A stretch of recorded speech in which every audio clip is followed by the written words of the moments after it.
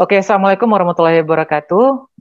Pertama sekali kita mengucapkan puji dan syukur kepada Allah Subhanahu wa Ta'ala yang telah memberikan kesempatan kepada kita untuk menghelat acara diskusi 2 mingguan pada sore hari ini, dan mudah-mudahan acara ini bisa berlangsung secara reguler dan juga berkala gitu ya, di mana tiap sebulan itu kita bisa menghadirkan 2 pembicara. Dalam artian semangatnya adalah di antara anggota APPTI ini memang terjadi sebuah disparitas dan juga kesenjangan ya. Ada Yupi yang baru, kemudian juga ada Yupi yang sudah melegenda gitu ya. Ada Yupi yang itu pemasukannya sudah miliaran rupiah, dan baru ada yang baru mungkin ratusan ribu gitu. Jadi seperti itu disparitas yang kita miliki di anggota APPTI. Sehingga dengan semangat silaturahmi dan berbagi ini bisa semakin membuka pintu silaturahmi dan juga membuka pintu rezeki di antara anggota PPTI untuk saling berbagi satu sama lainnya. Nah, itu semangatnya dari kami, dari pimpinan pusat terkait dengan kita menghalat. Malam itu kapan? Jam berapa biasanya, Pak? Pak Erik bisa di udah di mute semua. Jadi itu Bapak Ibu semangatnya, jadi memang semangat berbagi gitu ya di antara para anggota PPTI, karena saya tahu bahwasanya banyak tokoh-tokoh penerbitan yang ada di anggota PPTI ini, dan sangat sayang kalau misalnya tidak bisa kita manfaatkan untuk saling berbagi pengalaman. Itu saja awalan dari saya, dan mudah-mudahan acara ini tetap berlanjut setiap 2 minggu sekali. Oke, untuk selanjutnya saya persilahkan kepada Bapak Aam Bastaman selaku Sekjen mewakili Ketum untuk memberikan kata sambutan Pak untuk pertemuan kita di diskusi yang pertama ini. Kepada Pak Aam saya persilahkan. Baik, terima kasih Pak Anggun. Ya, Assalamualaikum warahmatullahi wabarakatuh. Selamat sore dan salam sejahtera buat kita semua, Bapak Ibu sekalian. Selamat datang di acara webinar yang kita coba lakukan secara berkala ya, 2 mingguan sekali, dan tentu saja dengan beragam topik yang terkait dengan dunia penerbitan perguruan tinggi. Nah, untuk webinar hari ini kita sudah sepakati dan juga sudah mengundang saya kira narasumber yang kompeten dari kita sendiri, dari IPB Press, yang akan disampaikan oleh Ketua IPB Press sendiri ya, Pak Erik. Topik yang akan didiskusikan hari ini mengenai kelembagaan di dalam penerbit perguruan tinggi. Dan kita akan mencoba nanti mempelajari penjelasan ya mengenai kelembagaan perseroan terbatas ya sebagai pembanding nanti dengan kelembagaan-kelembagaan yang berbentuk non perseroan terbatas yang banyak juga dilakukan di beberapa university press yang lain. Nah, Bapak Ibu sekalian, jadi pertama terima kasih nih ke Pak Erik sebagai narasumber hari ini. Terima kasih juga Pak Anggun ya sudah mengelola acara 2 mingguan ini. Dan Bapak Ibu sekalian, nah semoga acara kita ini bisa kita lakukan secara teratur, secara berkala 2 mingguan seperti yang kita rencanakan. Dan mudah-mudahan juga ini bermanfaat ya buat kemajuan University Press kita, terutama tentu saja University Press anggota APPTI. Jadi selamat berbagi, selamat saling belajar, dan mudah-mudahan kita semua ini bisa berkontribusi ya terhadap kemajuan University Press kita atau Universitas Press di tanah air. Itu saja saya kira. Billahi taufik wal hidayah. Wassalamualaikum warahmatullahi wabarakatuh. Dipersilakan kembali Pak Anggun sebagai moderator untuk melanjutkan acaranya. Oke, terima kasih Pak Am yang sudah menyampaikan kata sambutan dari pengurus pusat mewakili Ketua Umum. Bapak Ibu sekalian, suara saya sudah bisa didengar lagi ya Pak Am ya? Sudah jelas, iya silakan. Oke, Bapak Ibu sekalian, spesial untuk sore hari ini kita mengundang Bapak Erik Wahyudiono yang saat ini merupakan Direktur IPB Press. Jadi kalau saya bisa bercerita sedikit terkait dengan IPB Press, UPI ini merupakan UPI yang pertama kali berubah bentuk hukum dari segi bisnisnya menjadi perseroan terbatas. Jadi kalau nggak salah itu diinisiasi oleh Pak Elang Lilik dulu ya. dan juga menjadi ketua satu atau ketua dua di pengurus pusat. Jadi diawali oleh Pak Elang, kemudian diteruskan oleh Pak Erik. Jadi kalau nggak salah sudah beberapa tahun IPB Press menjadi sebuah perusahaan atau menjadi PT. Langsung saja Bapak Ibu sekalian, 30 menit ke depan kita akan mendengarkan pemaparan dari Bapak Erik Wahyudiono yang akan bercerita tentang plus dan minus mengelola sebuah UP berbentuk perseroan terbatas. Oke, kepada Pak Erik, saya persilahkan. Baik, terima kasih Mas Anggun, Bapak Ibu sekalian. Selamat sore dan salam sejahtera buat kita semua. Assalamualaikum warahmatullahi wabarakatuh. Jadi pada kesempatan sore hari ini, izinkan saya sharing tentang University Press, yang ini memang menjadi perbincangan ya di antara anggota APPTI, bahwa bagaimana sebaiknya model dari University Press, yang memang kalau kita lihat kepada di benchmark di dunia internasional itu memang bermacam-macam. Nanti juga saya akan coba bahas bagaimana di beberapa negara begitu ya, dan beberapa University Press itu konsepsinya begitu ya. Nah, baik Bapak Ibu sekalian, sebelum saya masuk ke materi inti, saya sedikit mengenalkan IPB Press. Jadi IPB Press ini memang sudah berdiri sebagai sebuah PT dari tahun 2009 gitu ya, dengan kegiatan usaha penerbitan, percetakan, dan juga bookstore. Nah, untuk kepemilikan ini 60% dimiliki oleh perusahaan IPB. Jadi IPB sebagai PTNBH diperbolehkan untuk membuat satuan usaha komersial berbentuk PT yang itu kemudian menjadi holding. Nah, holding inilah yang memiliki 60% saham dari IPB Press. Kemudian 40% sahamnya dimiliki oleh alumni yang berdomisili di Bogor. Nah, ini sebagaimana kita ketahui ini di APPTI biasanya ini menjadi sebuah paradigma bersama gitu ya, bahwa University Press ini adalah sebagai upaya pengembangan literasi, upaya pembangunan masyarakat berbasis ilmu pengetahuan, kemudian upaya perluasan wawasan masyarakat, upaya mengantisipasi ledakan ilmu pengetahuan, dan upaya pengibaran bendera perguruan tinggi. Nah, IPB Press sendiri ingin menjadi penerbit universitas yang unggul dalam dunia literasi, menginspirasi kehidupan yang berkelanjutan, sustainable SDGs ya, Sustainable Development Goals, dengan menjunjung tinggi nilai integritas dan inovasi di bidang pertanian, kelautan, dan biosains tropika. Nah, kami memiliki filosofi gitu ya, IPB, image, IPB Press senantiasa memberikan citra yang positif sebagai bagian dari IPB University dan juga BLST. Profit, IPB Press menjalin kerjasama dengan berbagai pihak sebagai perusahaan swasta yang unggul dan berorientasi pada keuntungan. IPB Press senantiasa memberikan kebermanfaatan kepada masyarakat melalui penyebaran ilmu pengetahuan gitu ya. Jadi benefit ini yang menyeimbangkan sehingga seringkali IPB berkompromi gitu ya, tidak hanya sekedar mencari profit, misalkan dalam penentuan harga jual dari buku-buku bahan ajar begitu ya, tapi juga memperhatikan sisi benefit begitu ya. Nah, ini corporate value-nya, action gitu ya, advance, terdepan, kompeten, memiliki kompetensi, trusted, terpercaya, integrity, berintegritas, optimis, dan juga tidak mudah menyerah. Nah, ini yang tadi saya sampaikan, saya belum ketemu data terbaru, mungkin nanti kalau Bapak Ibu atau Mas Anggun bisa membantu gitu ya, ini data yang saya temukan gitu ya. Jadi kalau kita lihat di beberapa kampus-kampus internasional begitu ya, ini kalau di Amerika memang mereka punya endowment fund yang cukup besar gitu ya. Nah, endowment fund ini memang bukan hanya untuk University Press-nya, tetapi untuk seluruhnya ya. Artinya seluruhnya maksudnya termasuk salah satunya adalah University Press-nya di dalamnya begitu ya, kebutuhan University Press, tapi dengan dana yang sedemikian besar, dana endowment fund yang sedemikian besar begitu ya.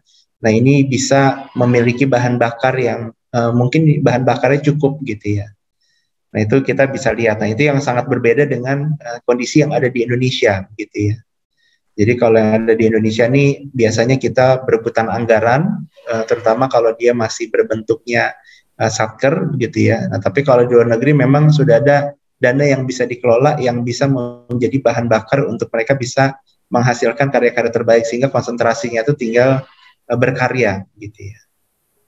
Nah ini kalau kita lihat juga di beberapa program dari benchmarking gitu ya, dari Harvard, dari University Chicago gitu ya. Nah itu juga nanti bisa di searching gitu ya, bagaimana endowment fund. Nah bentuk pilihan badan hukum. Nah ini jadi bentuk pilihan organisasi gitu ya untuk University Press. Jadi memang University Press ini bisa, kalau saya mengamati ya dari beberapa anggota, ada yang memang menjadi UPT, kemudian ada yang berada organisasinya di bawah LPPM, gitu ya. Dia pusat penerbitan atau pusat sarana, gitu ya. Nah ada juga yang kemudian menjadi unit usaha penunjang komersial, gitu ya. Satuan usaha penunjang walaupun posisinya di bawah semacam badan gitu ya.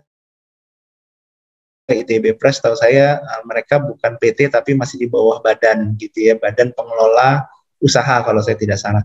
Nah kemudian ada juga yang menjadi satker, nah dari direktorat tertentu gitu ya. Jadi ada yang jadi UPT, kemudian ada yang berada di bawah LPPM gitu ya, ada yang menjadi satuan usaha penunjang atau satuan usaha komersial tapi belum berbentuk PT gitu ya, dan menjadi satker direktur tertentu. Nah yang kelima berbentuk PT, dan memang setahu saya untuk seluruh University Press saat ini memang IPB Press adalah satu-satunya yang berbentuk PT. Yang ini memang dipilih oleh founding fathers gitu ya, para pendiri di tahun 2009 itu, yang dirasa pada saat itu mencari formulasi yang paling pas gitu ya, dan pada saat itu memang menyimpulkan formulasi yang paling pas itu adalah berbentuk perseroan terbatas. Nah, apa saja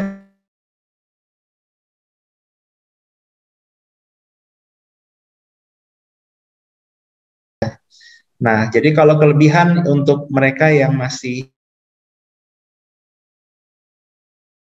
di bagian tadi ya dari LPPM atau menjadi UPT begitu ya, pelaksana teknis. Nah, itu yang pertama tentunya dapat mengoptimalisasi dan finishing. Jadi kita tahu bahwa penerbitan ini kalau dia nggak punya percetakan itu bisa berjalan tetapi tidak optimal gitu ya, karena ketergantungan dia terhadap percetakan nanti akan mengakibatkan biasanya tersendat. Jam 4.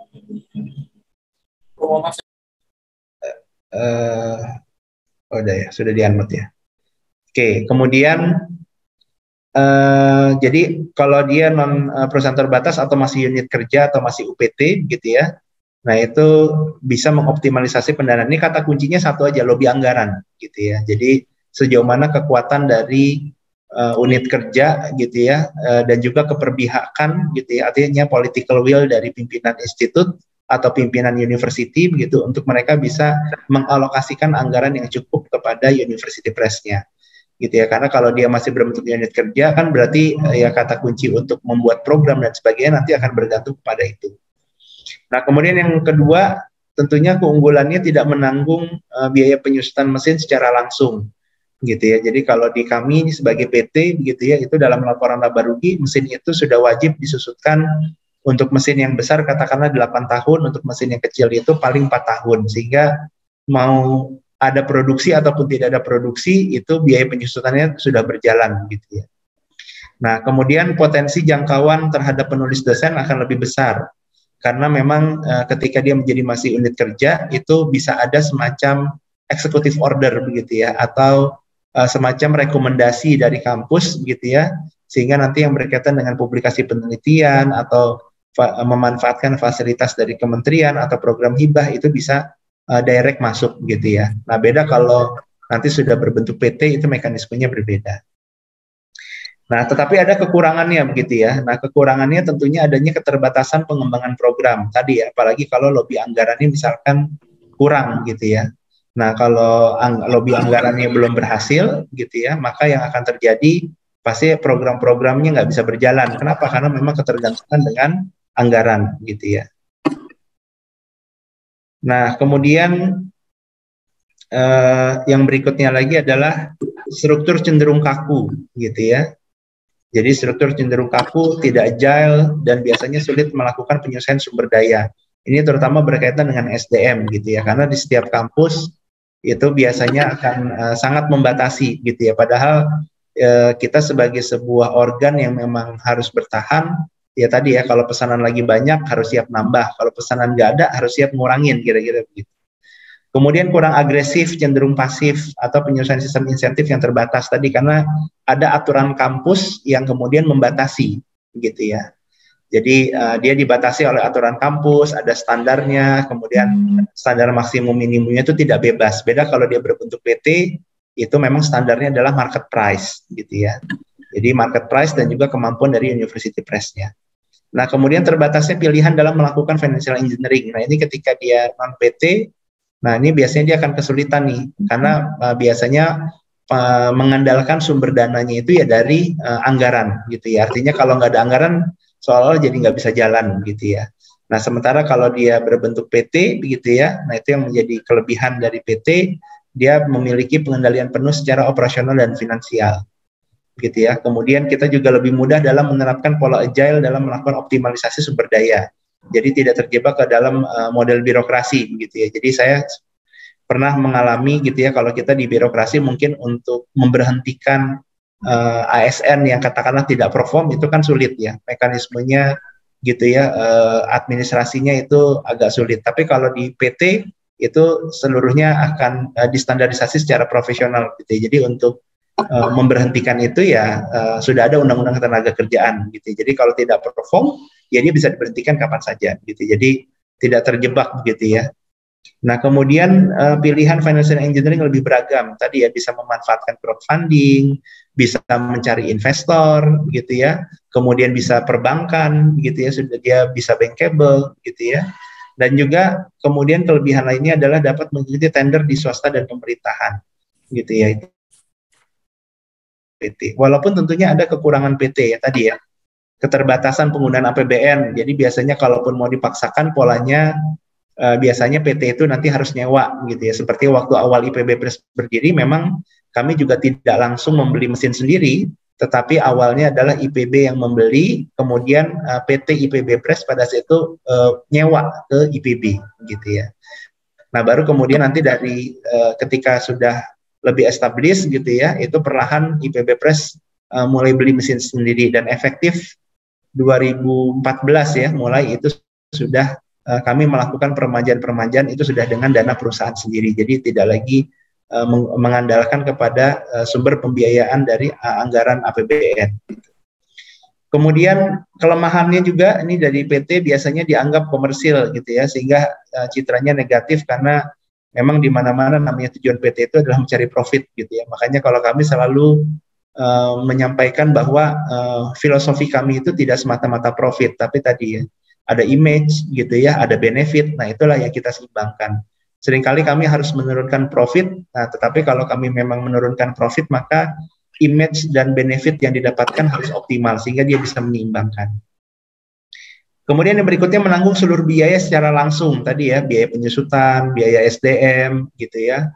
Kemudian biaya listrik semuanya gitu ya, itu akan tentunya biaya secara langsung. Beda kalau kita menjadi satuan kerja, itu mungkin ya biayanya masih ditanggung oleh negara begitu ya, melalui APBN gitu kan.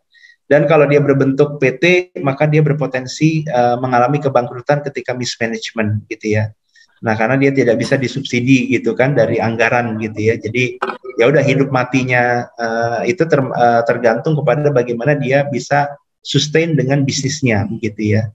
Walaupun tadi ya di sisi lain dia dihadapkan dengan tidak bisa mencari 100% untuk kita betul-betul profit gitu ya, atau kadang-kadang ada yang memang sifatnya profit, ada yang memang kita harus mengalah, terutama tadi ya pada saat kita misalkan menjual itu bahan ajar ke mahasiswa misalkan, nggak mungkin kita kemudian mencari keuntungan yang sebesar-besarnya gitu. Nah, kemudian sejak 2021, nah ini dengan berbentuk PT, maka IPB Press sudah terdaftar di LPSE, ini untuk ikut tender-tender di pemerintahan. Kemudian Simple Kemendikbud ini untuk penunjukan langsung, dan Simple Kemenq juga untuk penunjukan langsung. Nah, ini salah satu contoh proyek yang kami bisa dapatkan ketika berbentuk PT ya.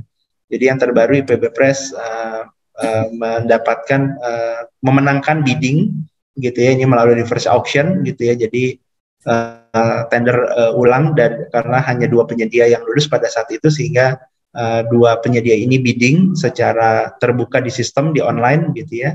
Dan ini menjadi IPB Press menjadi pemenangnya gitu ya. Jadi 96 desa di 32 provinsi, di mana masing-masing perpustakaan desa mendapatkan bantuan 700 eksemplar. Nah, inilah yang saat ini lagi dikerjakan oleh IPB Press. Nah, kemudian karena bentuk PT juga kami lebih lincah dalam tadi ya menggait mitra gitu ya, baik mitra internasional gitu ya maupun mitra dari nasional gitu.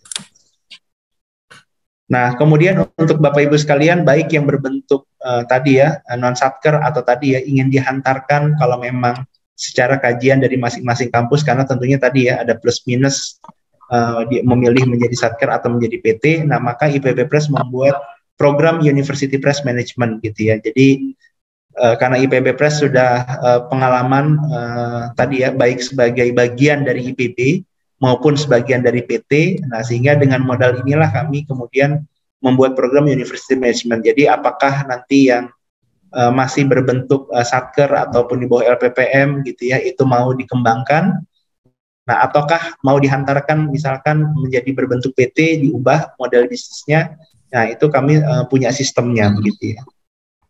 Nah, apa manfaatnya University Management ini adalah memiliki penerbitan universitas yang tersistem, meningkatkan produktivitas dosen, peneliti, mahasiswa dalam penulisan buku, dan juga meningkatkan nilai akreditasi dosen dan universitas.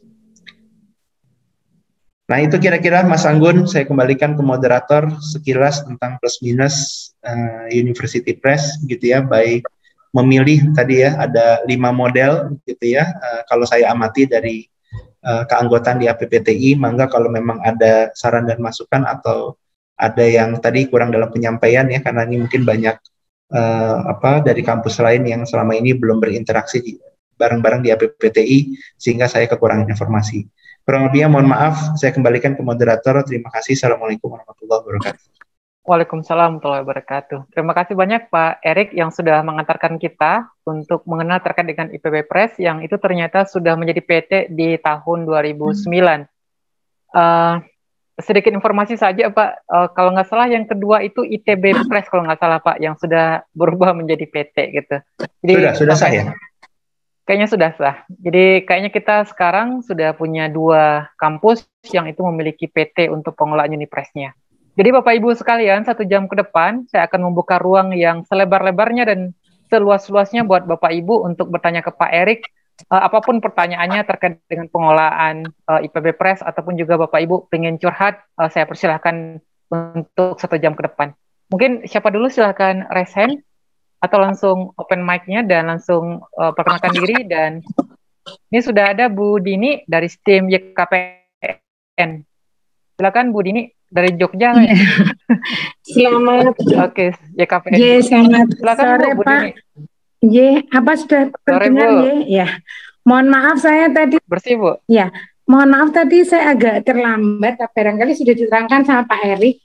Cuman yang kami belum tahu, sebenarnya selama ini UPP STIM YKPN itu sudah terpisah gitu, setengah terpisah dengan kampus, sehingga pengelolaannya sudah seperti manajemen tadi ya, di PB ya, sudah, cuman karena kami tidak berbadan hukum sehingga kami tidak hubungannya membayar pajak bergabung jadi satu. Nah, yang ingin saya tanyakan gini Pak Erik, setelah menjadi PT pajaknya apakah seperti usaha pada umumnya, sedangkan ini yang paling kita takutkan ya, karena percetakan penerbitan tuh agak sekarang hidup mati enggan tak itu ya.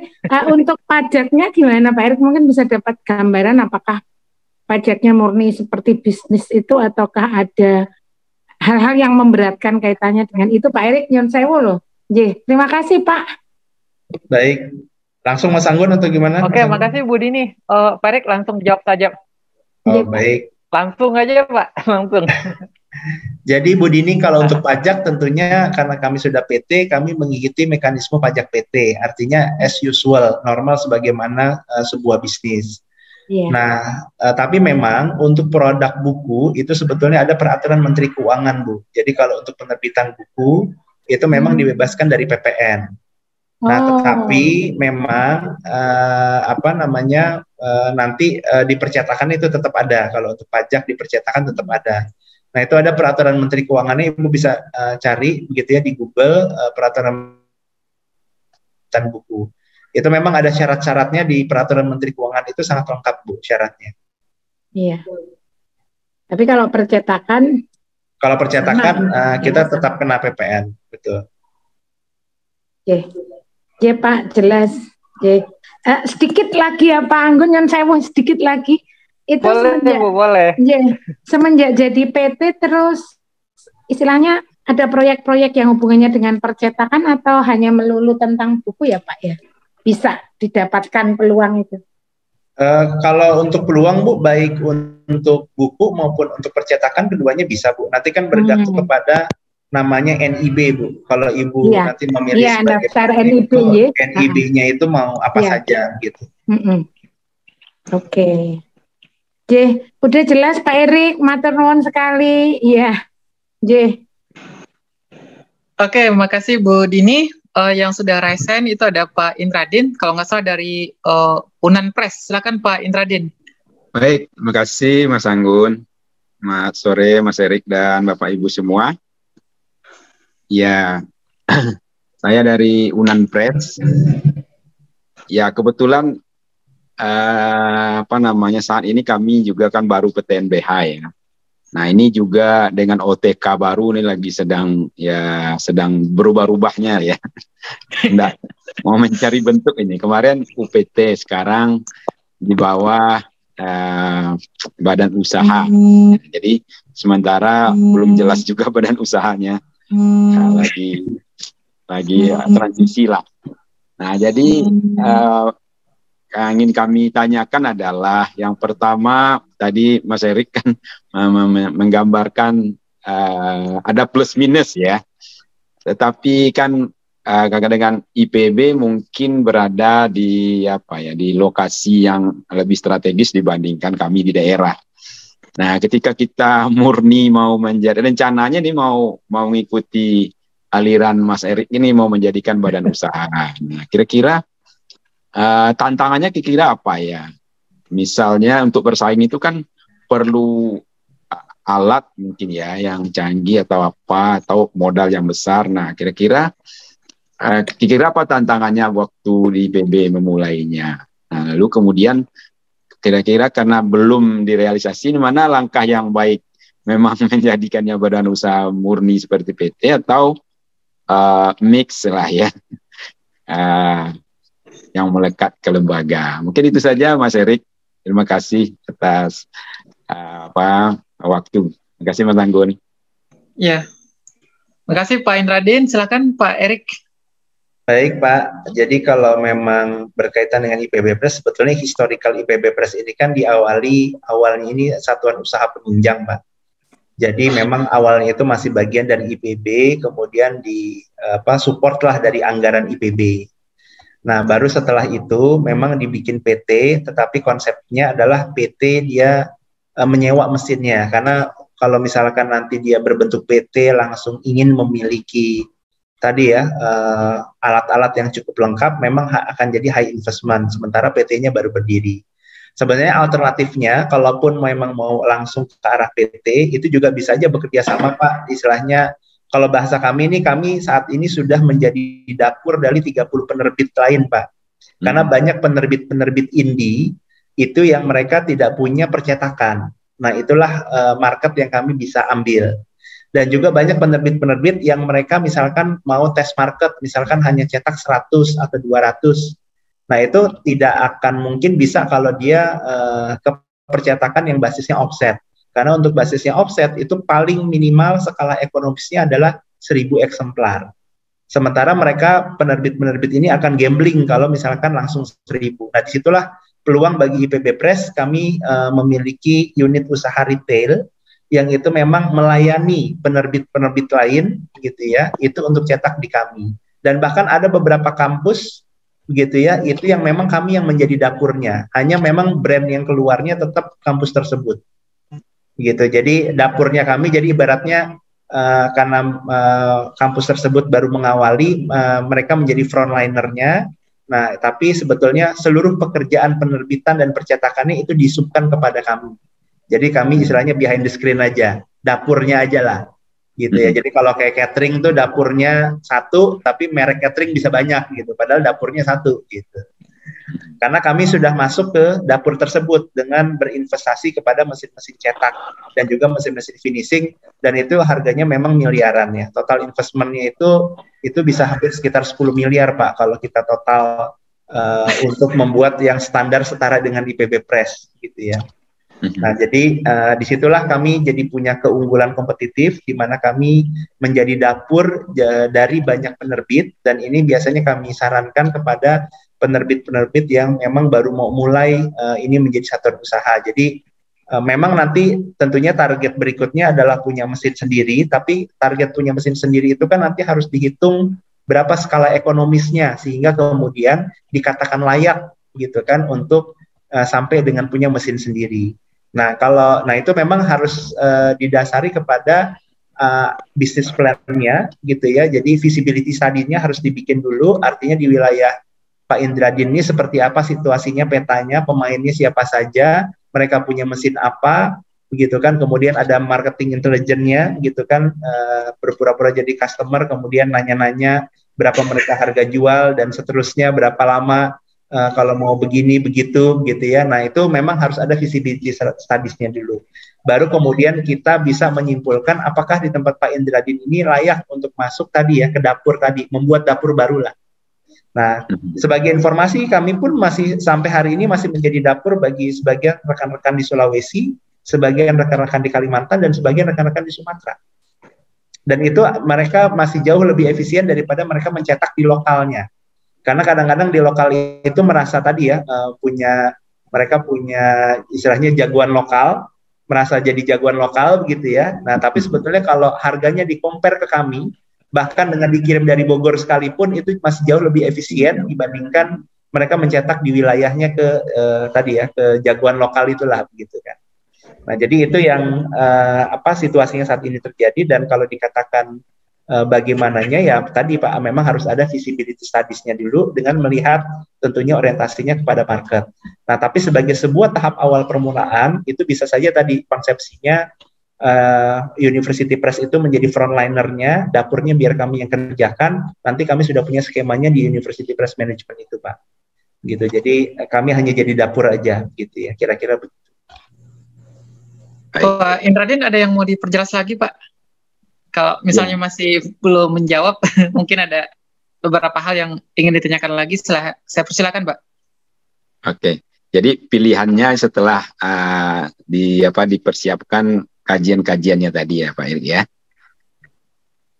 Ya, jadi kajiannya itu dipersiapkan dalam rangka menganalisa sejauh mana tahapan memulainya mau dimulai. Maksudnya apakah mau langsung berani beli mesin gitu kan dengan total investment tadi. Nah, itu kan kita perlu hitung dari sisi marketnya. Nah, atau kalau misalkan tidak ke arah sana, berarti dimulai dari tadi Pak, menjadi frontliner dulu gitu ya, dapurnya biar serahkan ke yang lain gitu. Bisa dengan cari percetakan lokal gitu ya, yang memang tadi ya bekerja sama dengan percetakan lokal gitu ya. Nah, memang bisa juga tadi ya percetakan yang katakanlah walaupun dia tidak satu wilayah, tapi sebetulnya secara harga dia kompetitif gitu ya. Baik, terima kasih Pak Erik atas penjelasannya. Terima kasih Mas Anggun. Oke, makasih Pak Indradin dari Padang nih. Oke, Bapak Ibu sekalian, mungkin saya coba menjelas sedikit ya, mungkin ngasih informasi gitu ya. Jadi sebenarnya untuk status hukum atau status bisnis dari sebuah perusahaan penerbitan itu sangat simpel sih Bapak Ibu. Dulu saya ketika bikin penerbitan itu ditawarkan PT oleh notaris saya gitu. Dan katanya itu cukup dengan uang 50 juta saja untuk modal awalnya. Tapi saya akhirnya memilih untuk mendirikan CV gitu ya, karena cuma dibutuhkan dua pihak saja, pihak pemberi modal dan pihak yang menjalankannya gitu. Tapi kan kalau misalnya kita di PT itu ada pemegang saham gitu ya, dan saya mungkin bagi beberapa kampus yang itu sudah punya alumni yang kaya-kaya, Pak Indradin tuh punya alumni banyak jadi menteri tuh, termasuk Mahkamah Konstitusi juga banyak kayak juga kan. Jadi mungkin dana-dana dari alumni itu bisa dimanfaatkan. Itu saja sih, karena kalau dari segi pengurusan di notarisnya sangat mudah Bapak Ibu menjadi PT. Teman saya nggak punya percetakan, dia penerbit Indi, itu cukup melampirkan dana 50 juta saja untuk menjadi PT gitu. Tapi nanti ya harus dihitung juga ya terkait dengan pengeluarannya, pemasukannya, dan lain sebagainya. Oke Bapak Ibu sekalian, saya buka lagi, kita bisa sampai jam 5:30. Boleh sedikit lagi Mas Anggun? Boleh Pak. Oh iya, tadi kan ketika kita mau mendirikan badan usaha di luar itu, nah terus siapa? Ini biasanya tadi kan diminta siapa pendirinya ya. Pendirinya berarti tidak boleh PNS. Berarti kan tidak boleh orang kampus. Nah ini menentukannya bagaimana ini? Ketika dia tidak boleh PNS. Kalau di kampus semua kan PNS. Kira-kira solusinya gimana? Silakan Pak Erik. Kalau dulu di PB Press pilih Pak Elang gimana tuh ceritanya tuh? Ditarik dari alumni kalau nggak salah ya Pak. Silakan Pak. Mungkin Pak Elang juga bisa cerita nih, ada Pak Elang juga di sini sebagai direktur pertama IPB Press. Silakan Pak Elang. Baik, terima kasih. Iya, harusnya Pak Erik aja nih cukup. Mas Erik saya manggilnya ya. Ya betul Pak Indradin ya, ini dari UNAN nih. Saya kebetulan dulu bareng sama Pak Hilman, sama Pak Edwin dilanjutan ya. Sekarang Pak Indra ya. Iya. Salam buat Pak Hilman ya. Senior udah pensiun. Sesepuh ya. Iya, sesepuh dia ya. Itu 2009 dengan Pak Hilman ya. Ya, alhamdulillah ya. Tadi udah jelas semua sama dengan Pak Erik ya. Saya manggilnya Mas Erik sih. Ya, jadi waktu itu betul. Jadi tidak boleh ada pegawai negeri. Sehingga tadi yang diceritakan oleh Mas Erik bahwa 60% atau saham terbesar adalah kampus ya IPB Press. Nah, 40%-nya adalah alumni. Dan alumni itu tidak ada yang pegawai negeri. Karena 4 alumni itu, yaitu Pak Puji Toha, itu kebetulan dia direktur dari Gula Group ya. Itu alumni IPB juga, emang senior sekali ya. Terus Pak almarhum Najik ya, yang kebetulan juga dia punya perusahaan PT Kelola Mina Laut ya, itu kan perusahaan besar juga.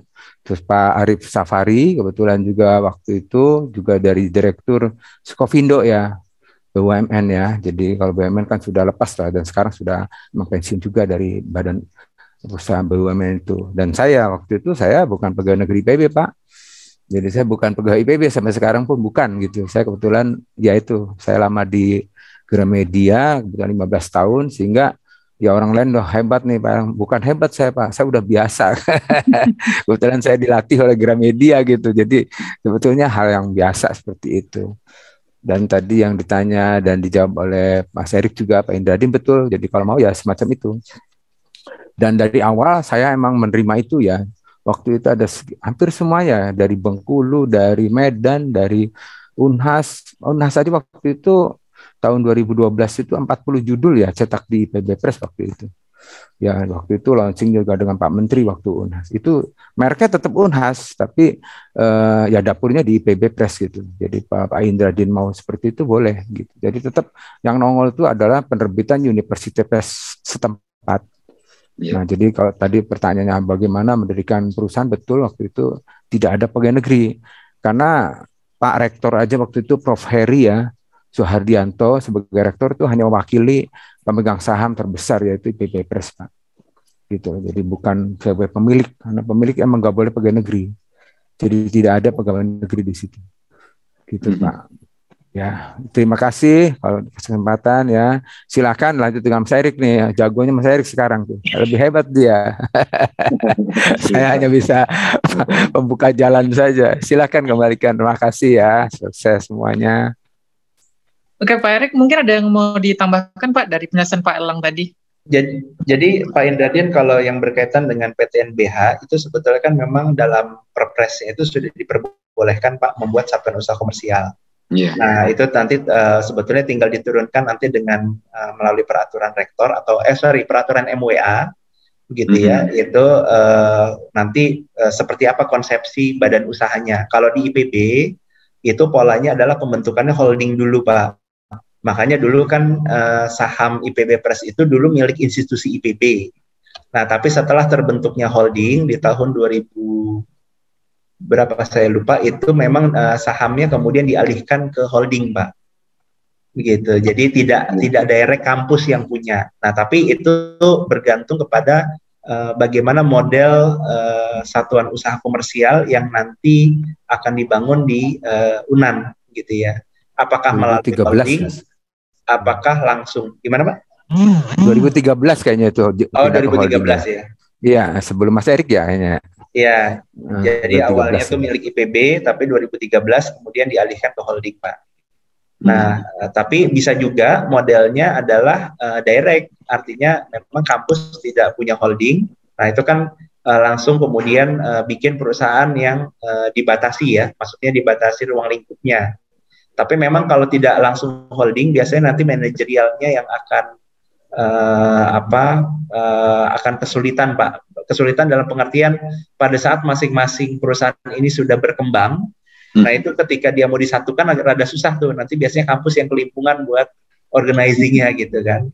Makanya kayak BUMN kan juga sekarang di holdingisasi tuh, istilahnya banyak dibentuk holding-holding baru gitu kan. Itu supaya memang mensimplifikasi pengawasan sih sebetulnya. Jadi nanti pengawasannya cukup dari holding sehingga institusi kampus cukup mengawasi holdingnya.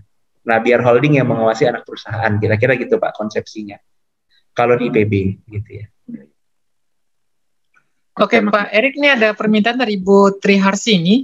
Materi yang tadi bisa dibagikan nggak, Pak? Apakah Pak Erik mau bagi di grup WA atau di boleh. Chat? Saya chat ya. Iya, oke.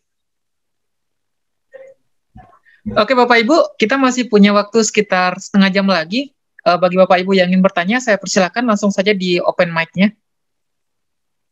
Ini lumayan nih dari Aceh, Jogja, Martapura juga ada ITS juga dari Semarang.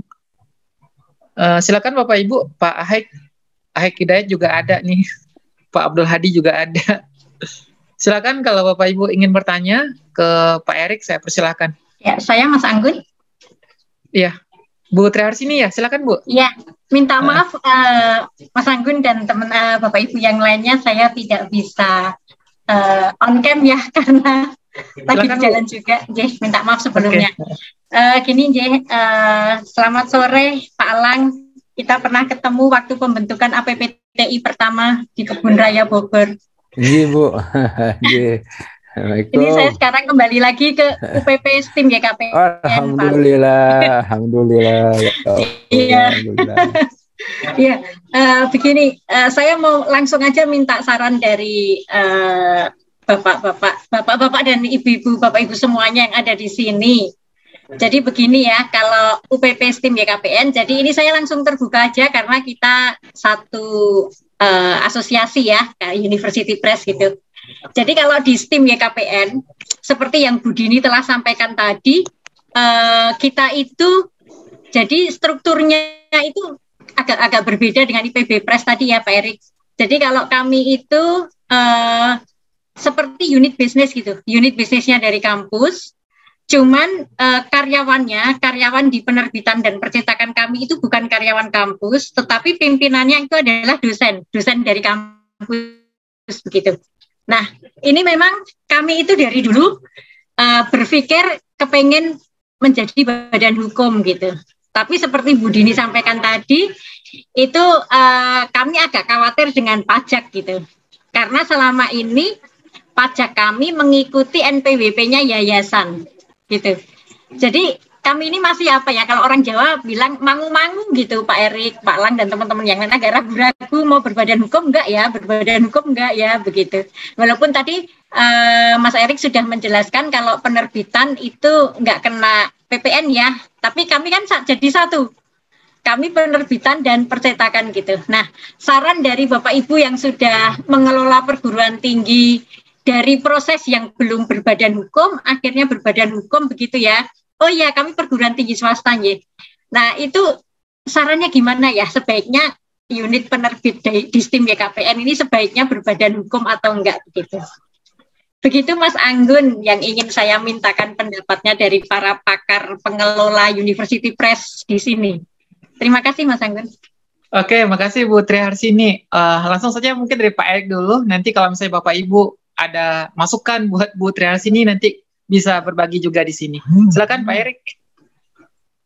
Jadi tadi pertanyaannya bentuk badan hukumnya ya?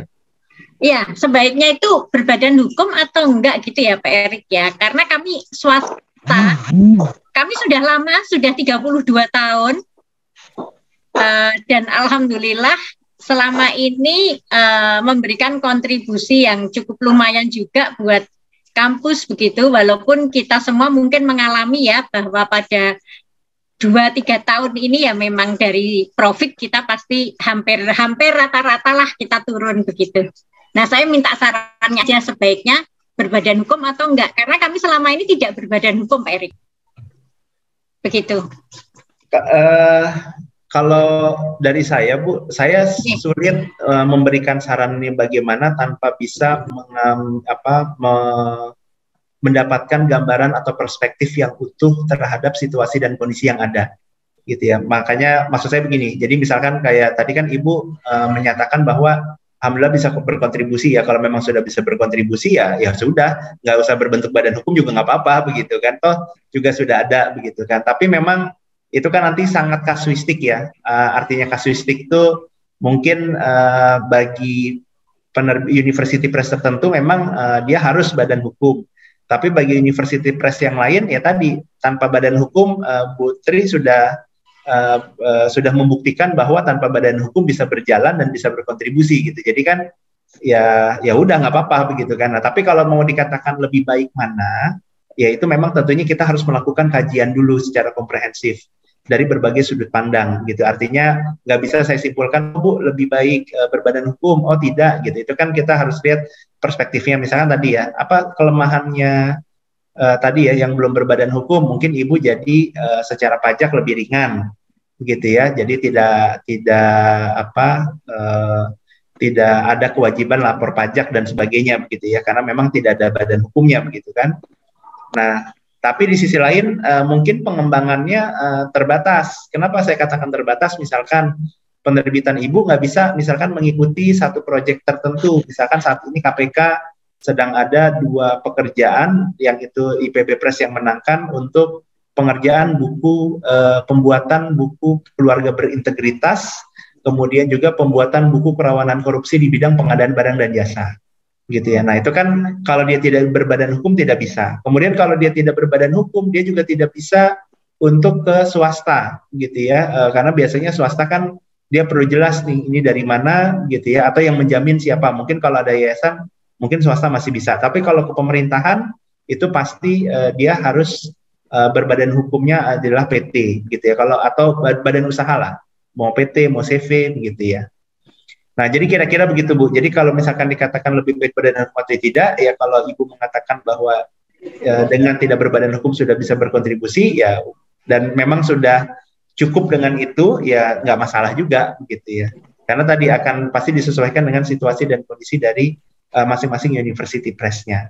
Mungkin itu Mas Anggun jawaban saya. Iya, terima kasih Pak Erik. Iya, jadi kembali lagi pada yang dijelaskan Bapak di awal tadi ya Pak ya.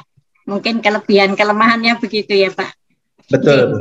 Ya, terima kasih Pak Erik. Ya, makasih Mas Anggun. Saya kira udah cukup jelas. Oke, makasih Bu Triharsini. Ini ada pertanyaan dari Mbak Sandy dari UNJ Press di Jogja. Mungkin Mbak Sandy mau Mas Anggun. Iya. Ya, silakan Mbak. Iya, mohon maaf Mas Erik, Mas Anggun nggak bisa on cam sambil nyetir soalnya. Oke, lanjut. Mas Erik, assalamualaikum, sehat-sehat nih Mas. Salam, sehat Mbak Sandy. Iya, ini tahun ini kan memang tahun eranya UNJ PTNBH Mas. Jadi officially tahun ini. Nah kemudian karena jadi kita di bawah BPPU, saya mohon saran masukan Mas Erik.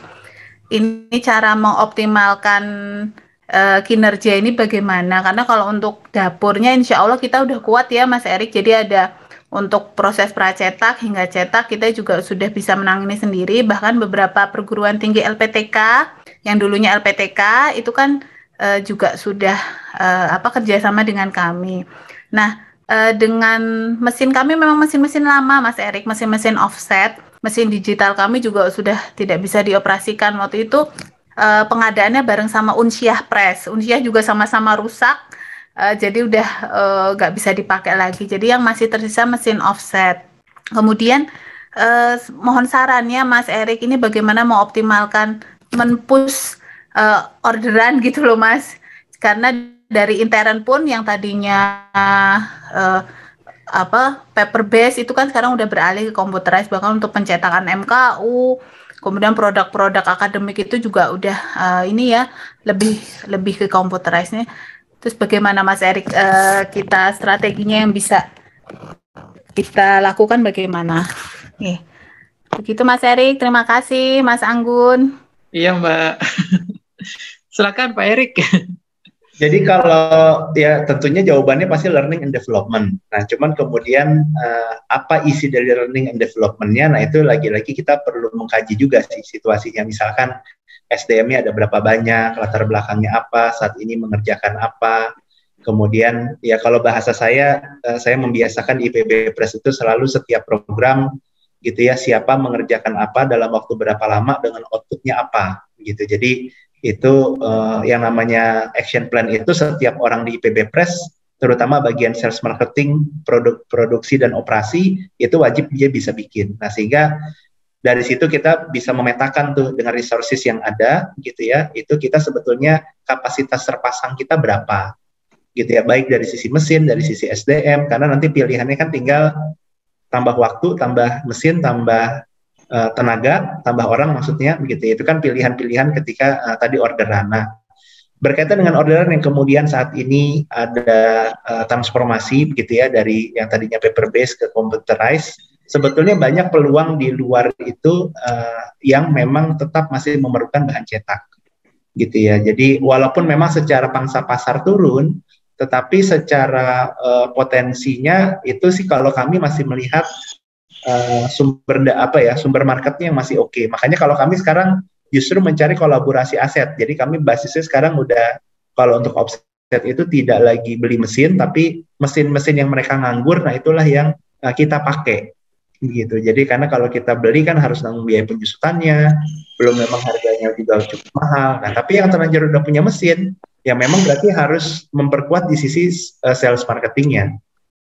Nah, memperkuat sisi sales marketing itu bisa pertama dari sisi tadi ya, menciptakan produk yang memang produk itu memang bisa laku di pasaran, ya artinya produk cetak gitu kan, ya yang memang bisa istilahnya bisa menjadi best seller. Nah, itu kan challenge-nya tuh kalau punya mesin offset, karena biasanya kalau offset ini jalan efektifnya minimal 1000 eksemplar gitu ya. Kalau di bawah 1000 dia nggak akan efisien gitu ya, nggak akan efisien.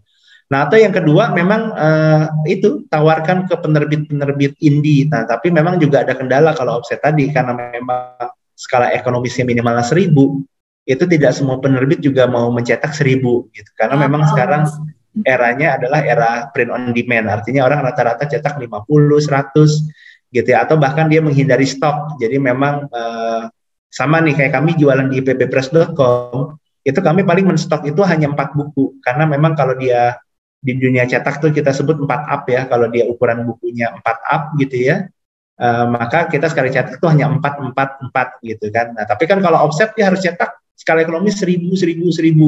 Jadi bayangkan kan, bisa kalau bukunya nggak laku, numpuk di gudang, kemudian berapa lama itu jadi habis. Jadi itulah yang membuat sebetulnya era offset itu menjadi kurang menarik gitu ya. Kayaknya banyak mesin-mesin offset yang idle, termasuk di Bogor gitu ya. Itu banyak sekali. Nah, disitulah kemudian kami mencoba masuk untuk yang memang kami mencari market-market yang masih memerlukan offset itu.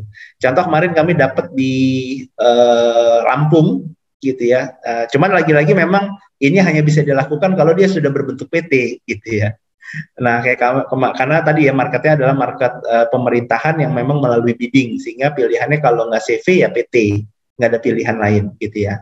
Nah, itu kami mendapatkan untuk 1 kabupaten itu cetak kartu vaksinasi gitu ya. Jadi lembaran kartu vaksinasi itu 630.000 lembar gitu. Nah, itu udah pasti offset gitu kan. Nah, kemudian ada lagi peluang di kalau kita itu ya, kalau saya di PB Press ini kami sampai punya saya mengembangkan satu divisi baru ya government project gitu, yang itu memang setiap hari pekerjaannya adalah searching seluruh LPSE, kementerian, Pemda, Pemprov gitu ya. Dan itu kalau kita mau data banyak banget yang masih memerlukan cetak. Cuman lagi-lagi ya ini memang hanya bisa dilakukan oleh yang sudah berbentuk CV atau PT gitu ya. Yaitu kalau dari sisi market ya. Nah, tapi memang kalau kita mencari market yang retail, artinya di luar government, itu sulit sekarang untuk mencari yang mau basisnya offset. Kalau non-government. Kenapa? Karena kalau government kan belinya untuk satu kabupaten, untuk satu provinsi, bahkan beli untuk satu Indonesia, begitu ya. Tapi kan kalau retail kan beli paling banyak buat satu sekolah, tapi sekarang juga satu sekolah sudah pakainya computerized gitu kan. Jadi memang ya otomatis memang market yang sifatnya cetak massal itu ya paling banyak saat ini government atau memang paling rumah sakit. Nah, rumah sakit, perhotelan itu masih perlu tuh untuk basis cetak yang cukup massal. Tapi sekolah itu tadi ya sudah mulai tergerus. Tapi untuk cetak, untuk rumah sakit, untuk perhotelan, untuk pemerintahan itu masih oke untuk market cetak. Artinya ya berarti teman-teman harus mengarah ke sana. Cuman tadi memang harus punya kendaraan karena ke mereka biasanya pintu masuknya adalah berbentuk badan hukum, badan usaha gitu ya. Mungkin gitu Mbak Seni. Jadi yang urgen itu memang buat ininya dulu ya, badan usahanya dulu ya, dikuatin kendaraannya dulu. Artinya kalau memang mau bicaranya tadi mengoptimalisasi offsetnya ya. Karena tadi yang memang saat ini menjadi market offset itu mereka yang belinya dalam jumlah besar kan, minimal 1000 eksemplar tadi kan. Nah, siapa mereka yang beli dalam jumlah besar? Ya saat ini tadi yang saya sebutkan, paling rumah sakit, hotel, atau pemerintah. Kalau market retail siapa yang mau beli? Penerbit juga, penerbit mana yang sekarang mau nyetak 1000? Belum dengan adanya e-book misalkan. Di kami aja itu kebanyakan penerbit indie itu cetak paling banyak 300 gitu ya. Tapi memang bisa sering, maksudnya bulan ini 300, bulan depan 300 lagi gitu ya, karena mereka juga mau menghemat cash flow gitu kan, melihat dulu bagaimana daya beli masyarakat, minat masyarakat. Jadi lebih baik mereka cetak dulu sedikit tapi lebih mahal mereka, tapi tidak menjadi stok sampah gitu ya, daripada mereka sekaligus cetak 1000 memang jauh lebih murah tapi kemudian nanti hanya menyisakan sampah gitu kan gitu. Jadi itu yang menjadi kendala offset saat ini, kecuali memang kita sudah sangat yakin gitu ya, ada satu buku tertentu yang luar biasa begitu lakunya gitu kan, kita memberanikan di awal 1000 ya, cuman tadi siap-siap aja untuk menampung stoknya tadi gitu ya.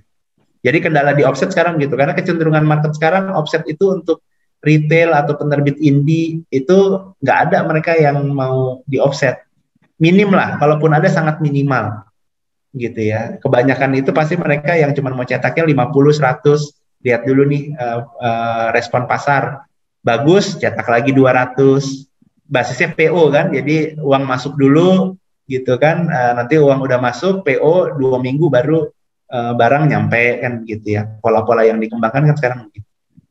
Jadi kalau basisnya offset, saya saat ini saya hanya melihat kalau nggak government, rumah sakit, hotel. Sekolah ada tapi ya mungkin sudah tergerus gitu ya kalau untuk offset. Saya rasa mungkin sekolah pun juga sekarang udah jarang sih yang offset karena minimal ya. Ya government, Kementerian Pendidikan tentu masih cukup banyak tuh menggunakan offset gitu ya. Mungkin itu Mbak Sandy. Iya, matur nuwun Mas Erik. Oke, makasih. Pertanyaan dari Mbak Sandy dari Jogja. Bapak Ibu, mungkin masih ada pertanyaan. Kita masih punya waktu sekitar 15 menit lagi. Tapi kalau misalnya masih banyak pertanyaan, akan kita buka sampai jam 6. Saya persilahkan Bapak Ibu yang ingin bertanya untuk langsung open mic-nya.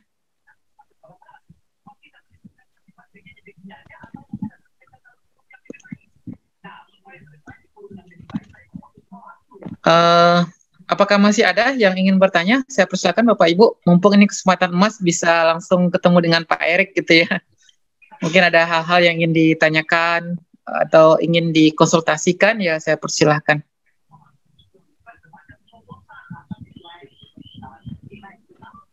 Kayaknya Bu Ralina mau bertanya, persilakan Bu. Oh enggak. Oke, kayaknya sudah nggak ada lagi yang... ada yang ingin bertanya, saya persilakan. Bu Ralina, ada yang ingin ditanyakan? Enggak, Pak, maaf. Oke. Oke, apakah masih ada Bapak Ibu yang ingin bertanya?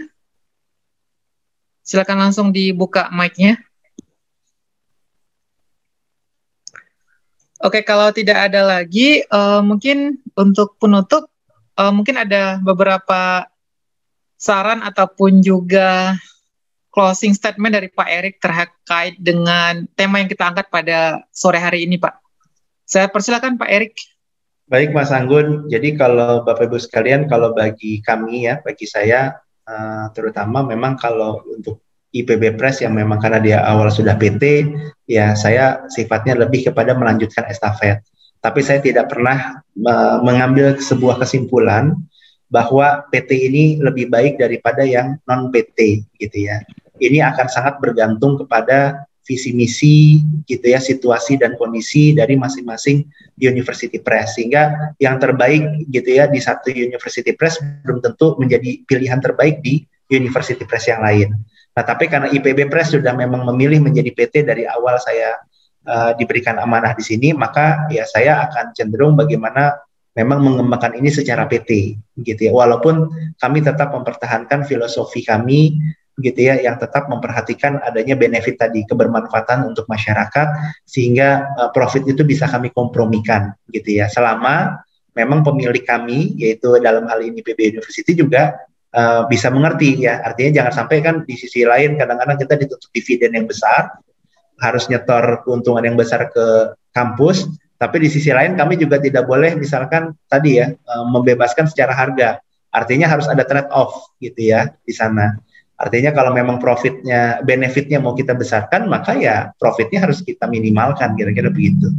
Karena memang susah mencari project yang profitnya gede, benefitnya gede. Biasanya di antara image profit benefit selalu ada trade off gitu ya. Nah, tinggal kita mencari titik optimumnya saja. Sehingga Bapak Ibu silakan masing-masing mengkaji begitu ya, dan kami juga terbuka apabila IPB Press mau dilibatkan dalam mengkaji, sehingga nanti kita bisa mengambil satu kesimpulan mungkin melalui FGD gitu ya, tentang bagaimana sih langkah terbaiknya. Apakah memang menuju kepada PT, apakah tetap dengan satker, ataukah seperti apa begitu. Itu sangat bergantung. Mungkin itu aja Mas Anggun dari saya. Oke, makasih Pak Erik yang sudah berbagi hampir 1,5 jam ya kita di pertemuan sore hari ini. Mudah-mudahan perspektif dari IPB ini bisa menjadi inspirasi juga bagi Bapak Ibu yang ingin menaikkan peringkat status badan hukum dari UP-nya di kampus masing-masing. Bapak Ibu sekalian, ini sebagai diskusi pertama kita, dan mudah-mudahan 2 minggu lagi kita bisa bertemu lagi dengan pembicara yang lain yang mungkin bisa memberikan perspektif lain juga buat Bapak Ibu terkait dengan tema-tema yang ada di seputar Unipress. Sekali lagi saya ucapkan terima kasih kepada Pak Erik Wahyudiono, Direktur IPB Press, langsung dari Kota Bogor. Kabupaten atau kota, Pak? Kota. Masih kota ya? Kalau IPB Press di kota. Oke. Kemudian Bapak Ibu yang sudah hadir pada sore hari ini ada sekitar 35 orang, datang dari Aceh, dari Padang, kemudian juga dari Jakarta, dari Jogja, ada juga dari Kalimantan tadi. Terima kasih banyak sudah bergabung. Dan mudah-mudahan kita bisa bertemu lagi 2 minggu ke depan. Terima kasih Bapak Ibu. Saya tutup pertemuan diskusi 2 mingguan APPTI ini dengan mengucapkan Assalamualaikum warahmatullahi wabarakatuh.